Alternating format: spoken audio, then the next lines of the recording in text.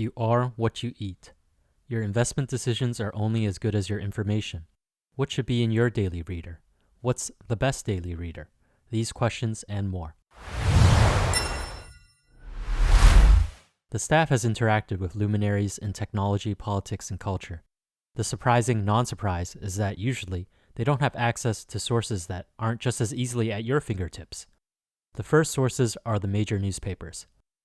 Warren Buffett once likened dominant newspapers to toll bridge businesses. Everyone looks to the papers of record for a cohesive presentation of current events. But we'll expand beyond the mainstream sources to secondary and tertiary sources. Certainly reviewing the classic business filings such as the 10K and 10Q will approximate how much of your time should be spent respectively. All channels of information are not created equal. It's well known Buffett reads voraciously. Estimates are at 8 to 10 hours. He said to a collegiate audience, read 500 pages like this every day. That's how knowledge works. It builds up like compound interest. News feed is nearly inexhaustible. Our unfortunate conclusion is that bias and manipulation are rife, even expected. Take even the esteemed papers of record, like the Gray Lady, the Wall Street Journal, and WAPO. Their bias has been well characterized. But I'm talking about more subversive bias beyond liberal and conservative. First, there are business aims. Wall Street Journal falls under the Rupert Murdoch empire. Even with the split between editorial and news, news must still answer to management for business goals. No media company can idle on the fight for eyeballs and readership or viewership. This takes the form of pandering to the audience. The intelligent investor is always on defense for echo chambers. The Wall Street Journal print edition naturally targets the entrenched business elites on, yes, Wall Street, finance shakers in private equity and corporate mergers and acquisitions. The digital version is different. Take this figure showing the exact same article on the paper edition versus the digital. While the paper readers are the long-standing readership and have scant patience for inflammatory reporting, the digital distribution has a different model. An entire daily paper at $4 a month, the Wall Street Journal is targeting full internet viral engagement. It is, after all, a business. One tonic is to avoid mainstream media. In business, this is viable as public companies routinely communicate with investors in their IR motion. Let's reason from first principles. Is it in the company's best interest to communicate truthfully and wholly with their investors? The question is by itself too difficult to consider with the wide business universe. Let's simplify with a few assumptions and segmentation while avoiding absolutes. Take the blue chip companies, which originally meant the 20 Dow Jones Industrial Average companies, pretty much by now extended to the top 500 companies by market capitalization. These companies have made it. If you started a company and it's now in the top 500 US companies, you'd have a company worth over $13 billion. And with a further S&P designation, you'd have a track record of stability. You've won capitalism. You're practically a foundational component of capitalism. If you're even-keeled, it'll be in your best interest to communicate forthright with your investors to reward long-term investment. Likely, the business will have some component of stock compensation, which you wouldn't want to fluctuate too widely to affect your employees' morale. Further, the stock price, while it shouldn't be a report card on management in the short term, in the long term, it is, as Benjamin Graham would say, a weighing machine. Long-term investors dislike unexpected surprises one way or the other. We conclude that honesty is in fact the best policy when running an upstanding business. If you're with us still, please mash that like and subscribe button. You're on your way to being a more intelligent investor. All right, a brief tutorial on the amazing 10K and 10Q resource, known as Edgar. How do we even access them? We get to behold the wonder of effective American tax dollars at work. First, navigate to SEC Edgar, either through a direct link or quick search. Edgar stands for Electronic Data Gathering, Analysis, and Retrieval System, essentially the database for business filings. For the viewers with a quantitative bent, it standardizes an XML format that can be accessed programmatically. As a service, Edgar rivals information services that cost hundreds of thousands of dollars. It's a marvel. As we can see, Edgar has a perfectly functional search. Now, the first thing we got to make sure to do is when we type in our search term to make sure we actually click through on the central identification key, which is the registered result that comes up when you put in the filing. So you can see There's a whole bunch of filings and their filing sequential label. We have different terms, 8K, which is usually an event filing. So if we click through to the 8K, we can see that this appears to be a filing from Apple on changes on its articles of incorporation. So it's sort of bylaws and company governance. So they made a change saying that they can call the board a little sooner on short notice within 48 hours to respond to emergency decisions. Now we go on and go through to click through to the 10Q. So the 10Q is their quarterly filing. So this will have many of the sections that you'll find in the annual filing, the 10K, including the financial statements and the statement of financial condition from the management, the different risk factors that will be encountered. So we can see that in the financial statement, you'll have one that looks like a perfectly reasonable financial statement. You can even click through and see various fields that are related to the XML format.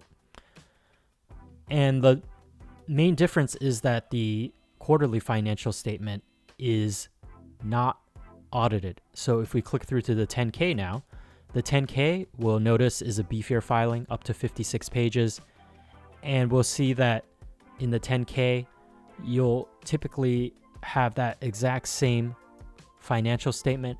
What we can go through and do in the financial statement is we can actually click through to some of the items, and we'll notice that the SEC has worked with the company to just give tons of metadata, the label, explaining what is behind this line item if you're not too familiar with a financial statement.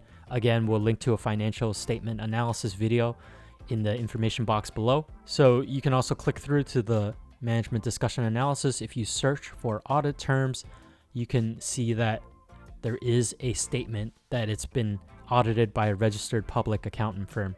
So this allows Apple to meet certain legal standards for being a public company and makes it a more reputable company. So if you keep scrolling down, you can see there's even a few ownership disclosures. These are disclosures by shareholders that are considered insiders to the company. So just to be completely above board, they'll let you know if any insiders are trading in the company stock. Great, fantastic. Now, on that whirlwind tour of Apple's business filings, we may have noticed their management and risk factors were somewhat terse. There are a few possible reasons for brief communications from a company of Apple's stature. Apple is undoubtedly one of the most closely watched companies. Their every move is scrutinized by legions of analysts and business paparazzi. Like the business celebrities they are, the senior management at Apple has circled the wagons for privacy. Not to mention, it's in their business culture. Another more cynical view, expressed by a mid-market private equity guru, is 10K and Qs have devolved due to the morass of the legal environment. To paraphrase, when they do their filings, they get into the room with the lawyers and hash out the maximally legally defensible statements to cram into their filings. Given the somewhat reliable insider's view, is there no information source for candid communication? If the viewer has listened to any earnings calls, they'll often note the calls begin with a reference to the safe harbor clause of the 1995 Securities Litigation Reform Act, which comes to our rescue. Our PE guru is aware of a topical issue which has been effectively addressed by moving the management discussion to the earnings call. The majority of leadership engages in candid description in the earnings call. Further, they're often exposed to questioning from street analysts in a somewhat adversarial manner, especially if there have been unpleasant surprises. Another benefit is that the safe harbor opens channels of communication while tamping down frivolous legal actions. The downside is that the management is under no legal requirement to hold an earnings call, and even if they do, as referenced earlier, management is at their own discretion to be just as clamshell as in their 10K and Qs. In practice, they're likely to limit communication if they've reached this business celebrity paparazzi status. Notably, business celebrities like Jamie Dimon at JP Morgan, reaching that tier, or anyone with King or Oracle in their moniker. Yet another communication is the shareholder letter. But the letter can often tilt into pure marketing and sales promotion without the quantitative backbone of the quarterly presentation of financial results and forecasts that gird an earnings call. First point on the earnings call. Definitely get in the habit of reading a transcript instead of listening to the call. With basic speed reading training, it's easily possible to read at 2 or 3 times maximum listening speed. That's right, looking at you, 2x speed on YouTube. Link to a good speed reading tutorial, and please comment on your own reading habits. Now, even reading won't let you keep up with over 6,000 companies in the market, so you'll have to use a screener. For example, our AI dynamic screener described in the video here. You've now got a juicy company that you're angling to read their transcript. Typically, the operator brings the call online, then the CEO will give a brief intro and then hand off to the CFO. The CFO, in his best form, will give a by-the-numbers recitation of the financial statements and key financial metrics. The CFO is the numbers guy. Just the facts, ma'am. Already, our differential analysis engine can rev up. There's been numerous times where the CFO and the CEO aren't in sync, and figures will undercut forward-looking statements by the CEO. The top-line revenue, margin expansion or contraction, or bottom-line profitability. It's unavoidable to evaluate the executive team chemistry.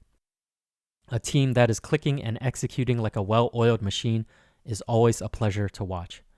After the CFO commentary, the CEO might have a few words or turn it over to the analyst Q&A.